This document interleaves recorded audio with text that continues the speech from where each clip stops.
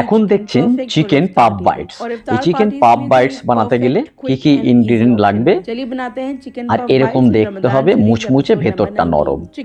Chicken লাগবে, paste করা chicken, পেঁয়াজ, অরিগ্যানো, আদা, ধনেপাতা এবং ব্রেড ক্রাম, সয়া সস, ডিম, অরিগ্যানো ভালো করে এরকম মিক্স করে এইরকম রোল করে নেবেন।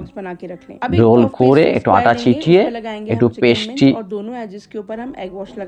ব্রেড পাওয়া যায়, ওটাকে কিনতে পারেন, কিংবা আটা দিয়ে বা ময়দা দিয়ে এরকম করতে পারেন।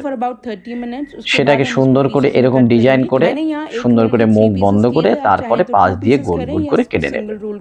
গোল গোল করে কেটে নেওয়ার পরে একটু সাজিয়ে রেখে একটু সাদা তেল ওর উপরে ব্রাশ করে দেবেন বা বাটারও ব্রাশ করতে পারেন।